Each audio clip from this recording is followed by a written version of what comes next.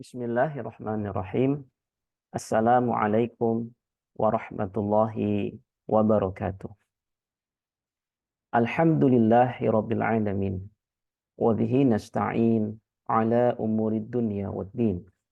Wassalatu wassalamu ala ashrafil anbiya'i wal mursalin. Sayyidina Muhammadin. Wa ala alihi wa sahbihi ajma'in. Rabbi shrah li sadri wa yassir li amri wahlul 'uqdatam min lisani yafqahu qawli. Alhamdulillah, segala puji kita panjatkan kehadirat Allah Subhanahu wa taala yang telah memberikan kita berbagai macam nikmat, utamanya nikmatul iman, nikmatul Islam, nikmat keimanan dan nikmat keislaman, sehingga kita masih menjadi hamba-hambanya yang diberikan kesempatan untuk melaksanakan berbagai macam kewajiban, baik yang wajib maupun yang sunnah. Salawat serta salam semoga Allah selalu mencurahkan kepada kekasih hati kita, Nabi Yuna Muhammad sallallahu alaihi wasallam, beserta kepada para keluarga, para sahabat, dan kita insya Allah mengharapkan syafaatul uzma beliau fi yaumil akhir kelak nanti. Para pemirsa, para hadirin yang kami cintai, pada hari ini, pada pertemuan pertama ini, kita akan belajar tentang satu hal yang paling mendasar ketika kita memeluk agama Islam, yaitu bagaimana kita bersyahadat dengan benar.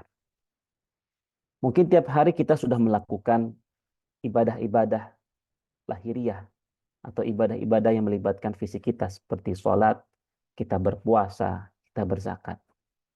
Tapi sebenarnya ada satu kewajiban yang mendahului seluruh ibadah-ibadah tersebut. Apa itu? Yaitu bersyahadat. Lalu bagaimana supaya syahadat kita ini menjadi benar? Syahadat kita ini berkualitas.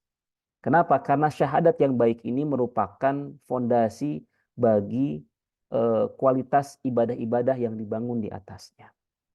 Seberapapun seorang itu melakukan sholat, misalkan dia taat melakukan sholat, taat melakukan puasa, tapi kalau syahadatnya itu kurang baik, syahadatnya tidak benar, syahadatnya tidak berkualitas, maka ibadah-ibadah di atas syahadat tersebut dapat menjadi rusak.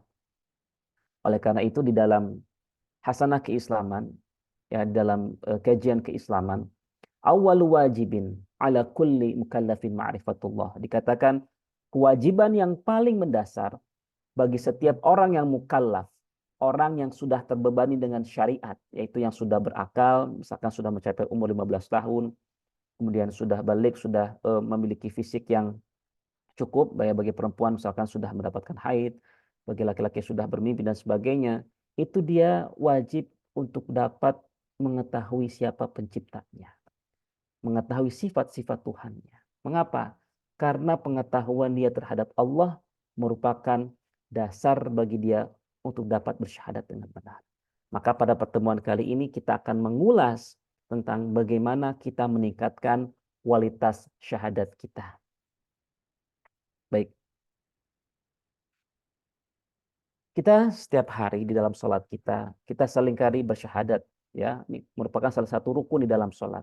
Kita mengucapkan asyhadu alla ilaha illallah wa asyhadu anna Muhammadar Rasulullah. Aku bersaksi tidak ada Tuhan yang layak untuk disembah. La ma'buda bihaqqin. Tidak ada Tuhan yang layak untuk disembah illallah, kecuali Allah. Wa asyhadu, dan aku bersaksi anna Muhammadan Rasulullah. Aku bersaksi bahwa Muhammad adalah utusan Allah. Nah, kalau kita mengkaji di dalam hasanah keilmuan di dalam Islam, syahadat ya pada dasarnya itu dapat memiliki atau dapat dipelajari dalam 3 aspek yang paling mendasar. Yang pertama adalah unsur syahadat. Ya, jadi apa-apa saja yang membentuk sebuah syahadat. Kemudian adalah rukun syahadat, yaitu poin-poin apa saja yang harus diperhatikan, yang menjadi komponen mendasar di dalam sebuah syahadat.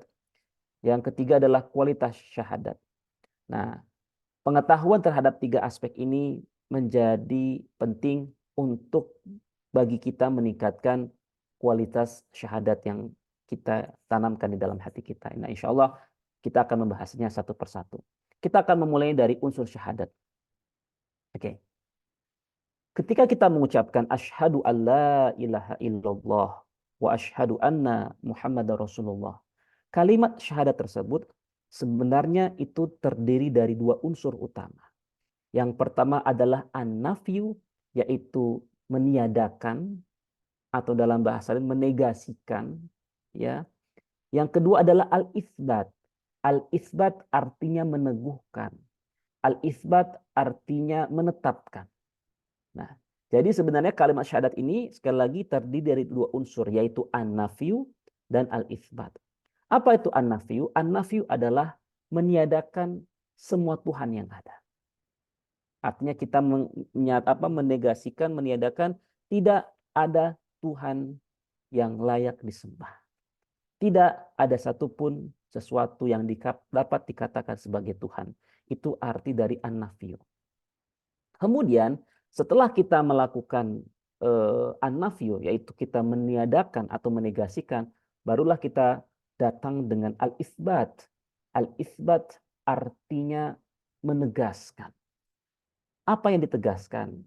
Apa yang ditetapkan? Yaitu hanya Allah lah Tuhan yang layak disembah dan Nabi Muhammad adalah utusan Allah. Nah, jadi kalau kita lihat unsur yang pertama adalah an-nafi, meniadakan. Nah, meniadakan Tuhan yang layak disembah. Ini merupakan sebuah proses berpikir kritis. Mengapa disebut sebagai sebuah proses berpikir kritis? Karena di dalam an-nafyu ketika kita meniadakan tidak ada Tuhan yang layak disembah, berarti kita sudah memiliki definisi tentang apa yang dinamakan dengan Tuhan. Sifat-sifat apa yang wajib dimiliki oleh Tuhan. Nah, dari mana asalnya definisi tersebut? Itu berasal dari akal yang sehat.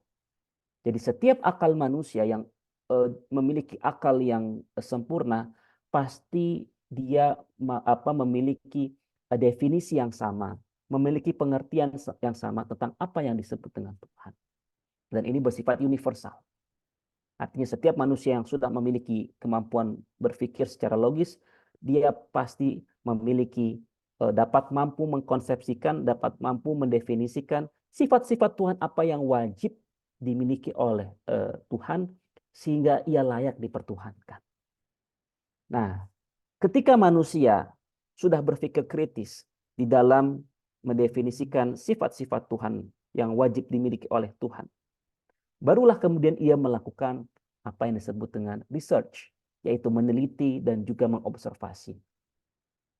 Dengan dasar konsep tersebut, dengan dasar definisi tentang Tuhan yang berasal dari logika yang sehat itu, kemudian dia mencari Tuhan-Tuhan yang dipertuhankan oleh seluruh manusia. Ia cari satu persatu. Bagaimana agama ini mempertuhankan Tuhannya. Bagaimana agama ini mempertuhankan Tuhannya. Apakah Tuhan-Tuhan yang dipertuhankan tersebut itu layak disebut dengan Tuhan. Berdasarkan konsep atau berdasarkan definisi yang sejalan dengan akal.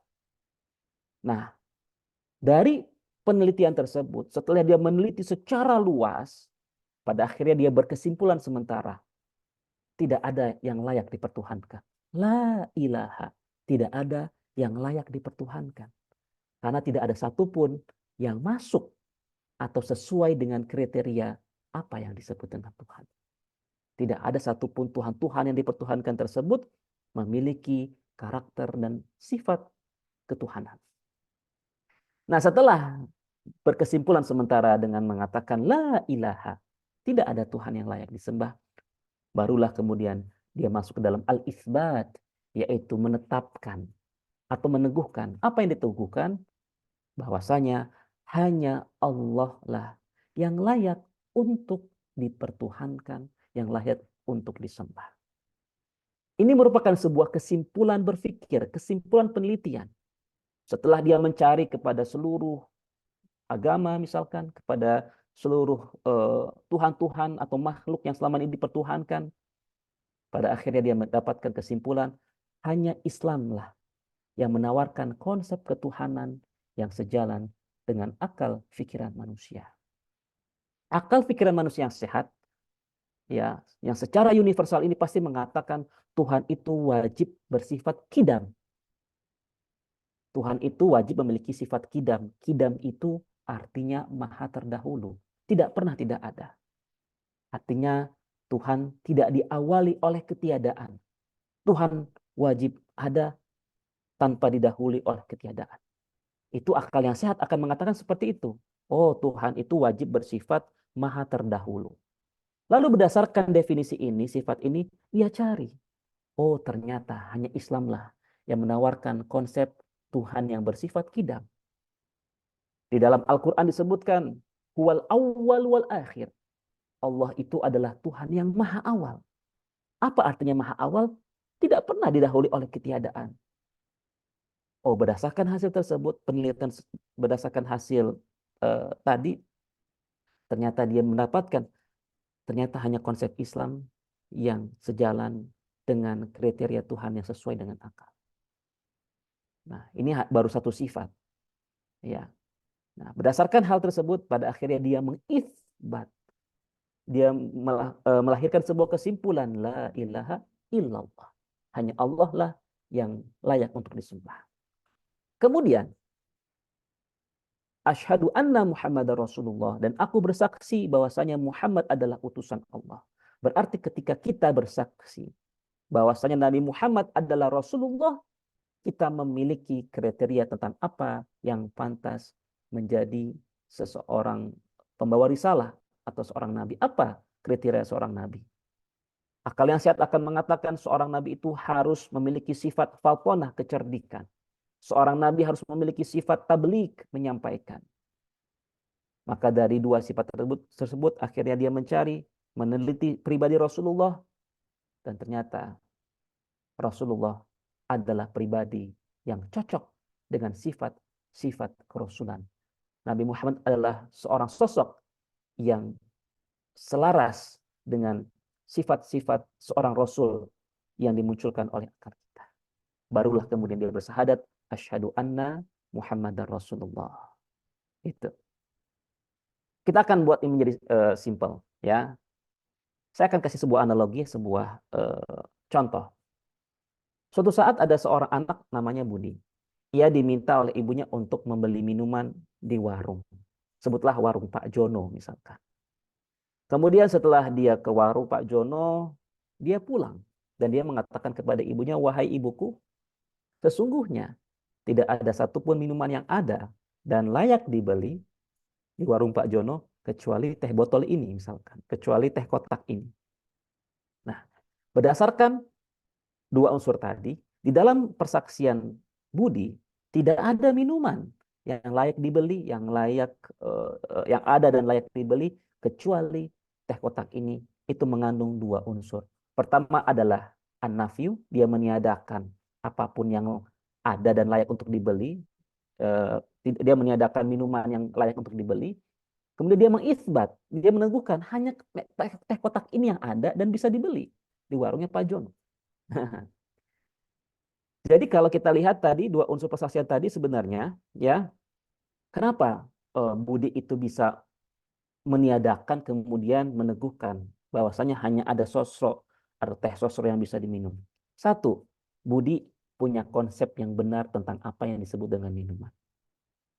Kalau Budi salah di dalam memahami apa itu minuman, kemungkinan kesimpulan yang dihasilkan oleh Budi itu salah. Ketika dia melihat ada biskuit, ada kerupuk, dia tidak mengambil hal tersebut.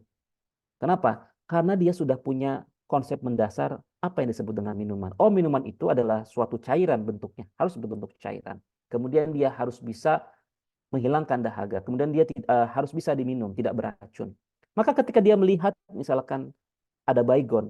Baygon meskipun dia cairan, tidak akan dibeli. Kenapa? Karena meskipun dia berbentuk cairan, ada sifat kedua dari minuman, yaitu dia bisa diminum atau tidak beracun.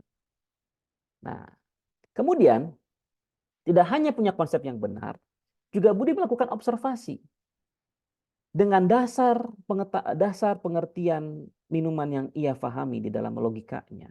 Ia mencari kepada seluruh benda yang ada di warung tersebut. Ternyata hanya teh botol sosro lah yang sah dikatakan sebagai minuman. Sehingga ia yang layak untuk dibeli, yang bisa dibeli di warung itu sebagai sebuah minuman. Nah, yang ketiga adalah menyimpulkan. Setelah dia mencari dengan teliti seluruh benda-benda yang disusun di dalam warung tersebut, dia mendapati tadi kan, hanya teh botol sosro lah yang dapat dibeli. Nah, ini adalah sebuah kesaksian yang sebenarnya setiap hari kita lakukan dengan sadar atau tanpa kita sadari. Oke. Tadi kita bicara tentang unsur syahadat. Sekarang kita bicara tentang rukun syahadat. Poin-poin penting atau tiang-tiang penting di dalam syahadat. Sebuah syahadat itu pada dasarnya memiliki 5 komponen penting, 5 unsur penting yang membentuk sebuah syahadat. Ya, 5 komponen penting. Pertama adalah asyahid. Asyahid artinya yang bersaksi. Ya. Siapa yang bersaksi? Setiap orang yang mukallaf, yang wajib menjalankan syariat. Setiap makhluk pada dasarnya itu wajib bersyahadat. Mereka wajib bersyahadat atas keesaan Allah. Jadi asyahid adalah orang yang bersaksi. Yang kedua adalah al-mashhud lahu, objek kesaksian. Apa yang disaksikan? Yang disaksikan adalah Allah dan Rasulnya. Ya, asyhadu alla ilaha illallah. Aku bersaksi. Berarti siapa yang bersaksi? Saya dan kita semua. Al-mashhud lahu, yang disaksikan apa? Siapa yang disaksikan? Allah dan Rasulnya. Kemudian yang ketiga adalah mashhud alaihi. Kepada siapa persaksian tersebut ditunjukkan? Siapa? Kepada mereka yang tidak meyakini adanya Allah, kepada mereka yang tidak meyakini sifat-sifat keesaan Allah. Kepada mereka lah kita bersaksi. Ya, jadi masyhud alaihi adalah kepada siapa kesaksian ini kita tunjukkan, gitu. Karena di dalam sebuah persaksian harus ada orang yang menyangkal. Kenapa kita bersaksi? Karena ada orang-orang yang menyangkal tentang keesaan Allah. Ada orang-orang yang menyangkal ketuhanan Allah. Disitulah yang menjadi masyhud alaih. Kepada mereka lah kita sebenarnya bersaksi. Kemudian masyhud bihi. Poin apa yang disaksikan? Oke, yang menjadi objek adalah Allah dan Rasulnya. Objek persaksian. Tapi poin apa sebenarnya dari objek kesaksian ini yang kita syahadatkan, yang kita persaksikan? Yaitu adalah apakah Allah itu sebagai Tuhan atau bukan? Apakah Allah itu Tuhan atau bukan? Yang kedua adalah apakah Rasulullah itu Nabi atau bukan? Jadi kita harus membedakan ya antara masyhud lahu, objeknya dengan poin kesaksiannya. Objek kesaksiannya adalah Allah dan Rasulnya. Poin kesaksiannya adalah apakah Allah itu Tuhan atau bukan? Apakah Rasulullah itu Rasul atau bukan? Jadi poin kesaksiannya itu apakah Allah itu layak dipertuhankan atau tidak? Itu poin kesaksiannya, poinnya. Tapi objeknya adalah Allah, ya. Poinnya adalah layak dipertuhankan atau tidak, gitu. Objek kesaksian adalah Rasulullah Muhammad SAW. Objek, sorry, poin kesaksiannya adalah apakah Rasulullah itu seorang Rasul. Ya, jadi kita harus bisa membedakan antara masyhud lahu, objek yang disaksikan, dengan poin apa yang disaksikan dari objek tersebut. Gitu. Nah, yang terakhir adalah sigot. Sigot adalah kalimat persaksian. Asyhadu alla ilaha illallah wa asyhadu anna Muhammadar Rasulullah. Ini adalah namanya kalimat atau sigoh dari sebuah kesaksian. Nah, ini adalah 5 poin penting atau 5 pembentuk penting dalam sebuah syahadat. Kita akan buat ini menjadi lebih mudah untuk dipahami. Saya akan berikan kesimpulan. Dalam kasus tadi, ya, dalam kasus ketika Budi pulang ke rumahnya dan hanya membeli sebuah botol sosro itu, yang menjadi subjek persaksian adalah Budi itu sendiri. Ya. Kemudian dia menegaskan apa? Bahwa hanya teh botol sosro. Berarti di situ apa yang menjadi objek persaksian, apa yang menjadi masyhud lahu adalah teh botol sosro. Budi bersaksi bahwa teh botol sosro atau masyhud lahu yang menjadi objek persaksian adalah teh botol sosro itu adalah satu-satunya minuman yang tersedia dan layak dibeli. Ini adalah namanya masyhud bihi, poin kesaksian. Poinnya apa? Teh botol ini layak diminum atau tidak? Teh botol ini ada atau tidak? Itu poin persaksiannya. Namanya masyhud ilai. Ya, masyhud bihi. Poin yang disaksikan. Nah, kemudian kesaksian yang Budi ucapkan ini ditunjukkan kepada siapa? Ditunjukkan kepada ibunya atau yang disebut tadi dengan masyhud alaihi.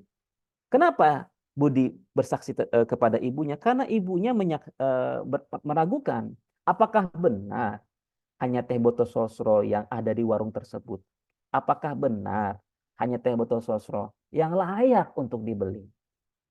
Nah, kemudian yang terakhir adalah silgot atau kalimat syahadatnya apa? Budi mengatakan, wahai ibuku, tidak ada satupun minuman yang ada, tersedia, dan layak untuk dibeli, kecuali teh botol sosro. Ini adalah kalimat dari persaksian Budi. Jadi sebenarnya setiap hari kita sering melakukan persaksian. Tapi mungkin kita belum mengenal secara lebih lanjut tentang unsur-unsur di dalam sebuah persaksian. Nah, kalau kita lihat dalam kasus Budi tadi, sebenarnya Budi itu bersaksi dengan panca inderanya dan juga dengan akalnya. Ketika dia melakukan observasi, ya, ketika dia melakukan observasi, dia melihat apa saja yang dapat dikategorikan sebagai minat. Itu dengan apa? Dengan panca inderanya, dengan matanya, dengan telinganya, kemudian dengan alat perabanya misalkan. Nah, lalu bagaimana kita bersaksi bersaksi atas keesaan Allah? Kita bersaksi dengan menggunakan akal kita. Mengapa? Karena Allah bukanlah makhluk yang dapat dicapai dengan panca indera. Allah berbeda dengan makhluk. Allah tidak bertubuh. Ya, Allah tidak bertubuh. Allah tidak bertempat. Karena Allah tidak bertempat, kita tidak bisa menanyakan Allah ada di sebelah mana. Apakah Allah ada di atas, di arah selatan, di utara? Karena Allah tidak memiliki tubuh, maka Allah tidak bertempat. Ya. Dan Allah tidak terikat oleh waktu.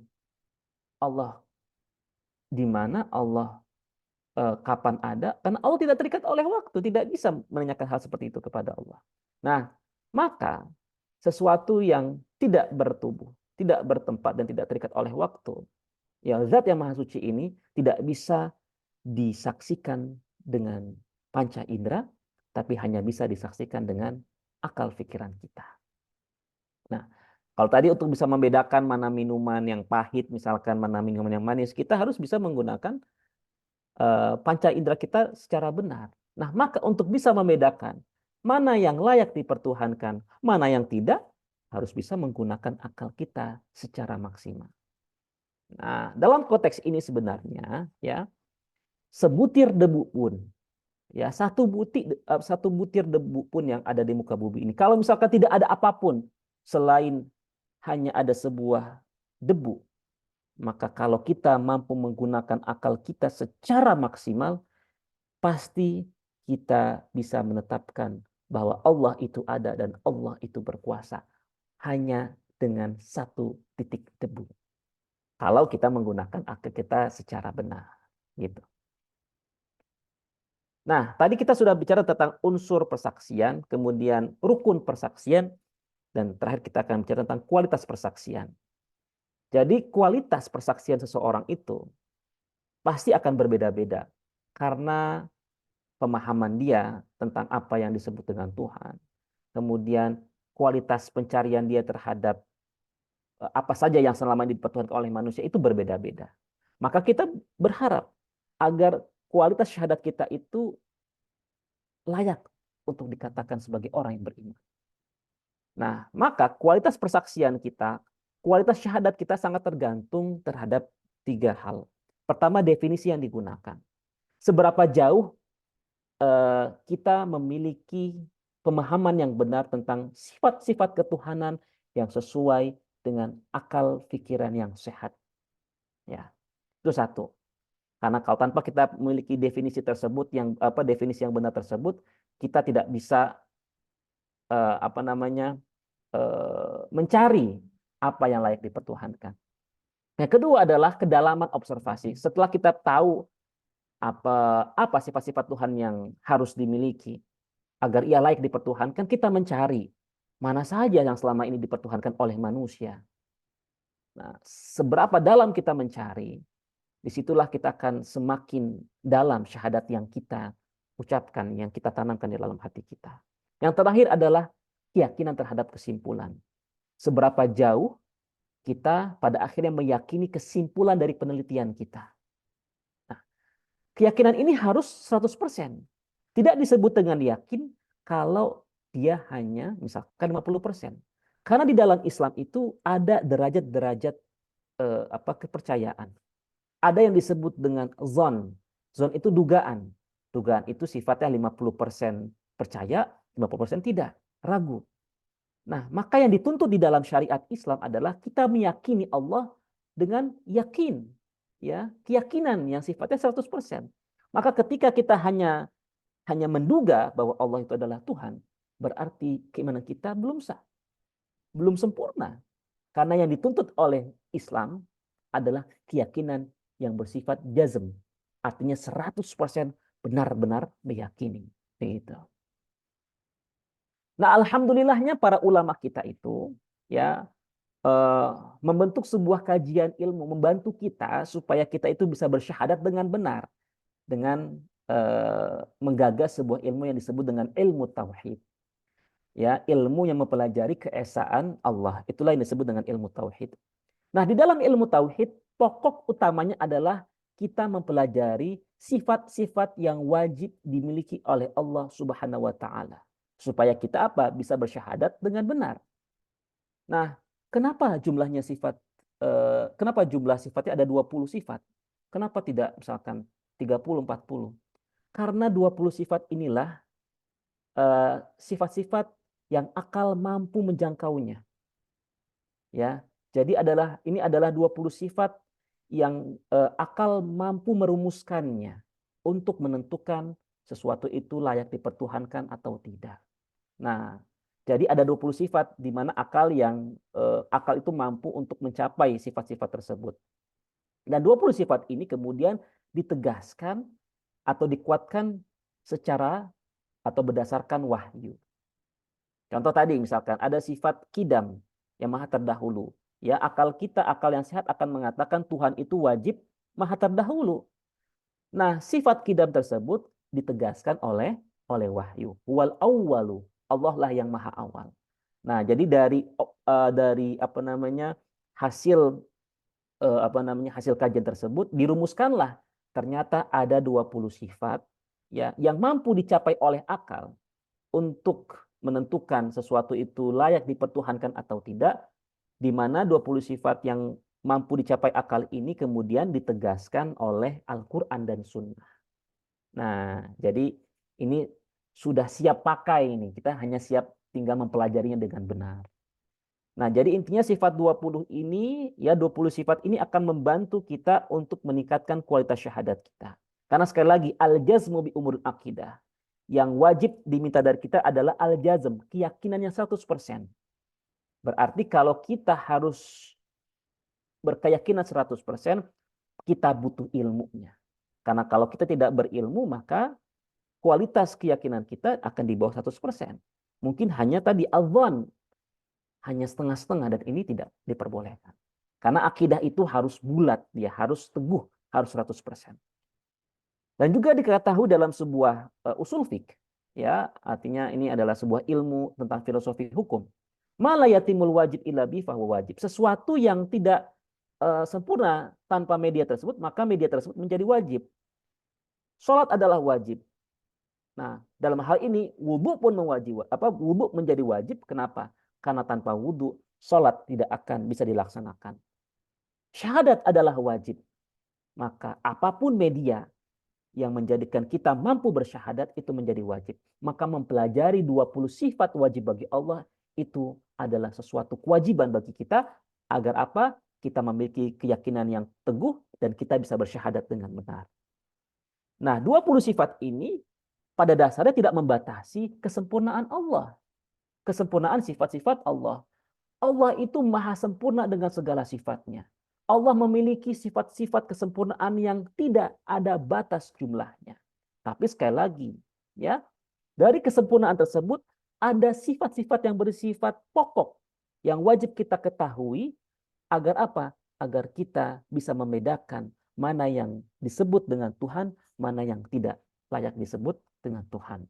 Nah, saya akan kasih contoh yang memberikan pemahaman yang mudah.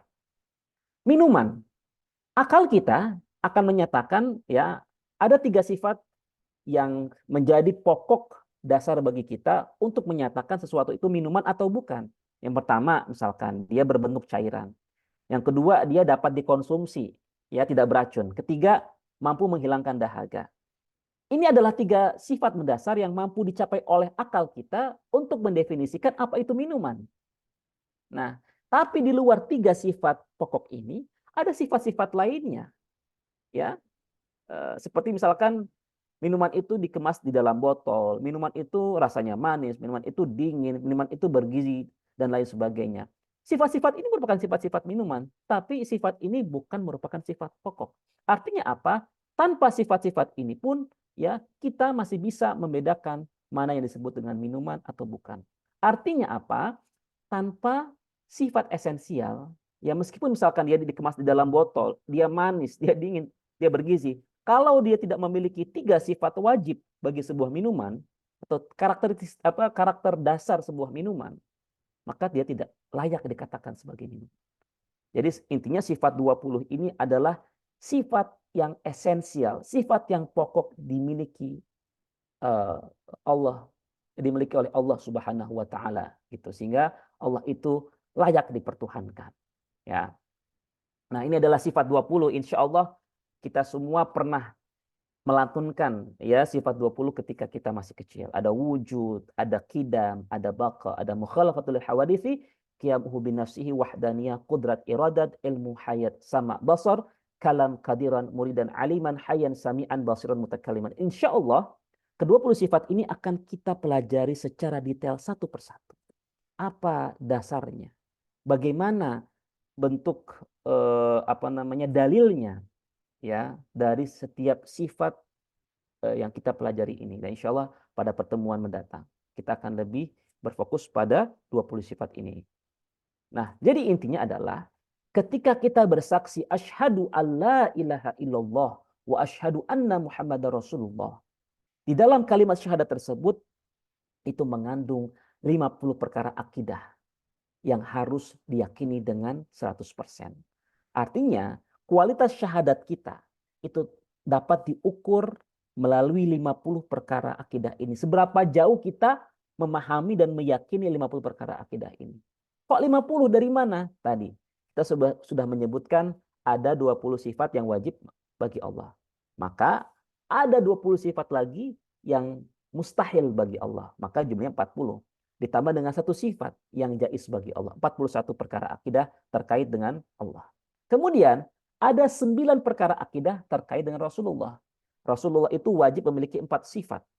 Sidik, tablik, amanah, fatonah. Kemudian 4 sifat ini ditambah dengan 4 sifat yang mustahil dimiliki oleh Rasulullah. Nah, kemudian ditambah dengan 1 sifat jaiz yang mungkin bagi Rasulullah. Nah, 41 ditambah 9 menjadi 50. Berarti ketika kita bersyahadat, maka kita wajib mengetahui 50 perkara akidah. Di mana 50 perkara akidah ini harus kita fahami dan kita yakini dengan benar. Supaya apa? Syahadat kita pun menjadi benar dan berkualitas. Ini saja, insya Allah pada pertemuan mendatang, kita akan masuk ke dalam bab lainnya, yaitu tentang hukum akal. Sekian, mohon maaf jika ada kekurangan. Billahi taufiq wal hidayah. Wassalamualaikum warahmatullahi wabarakatuh.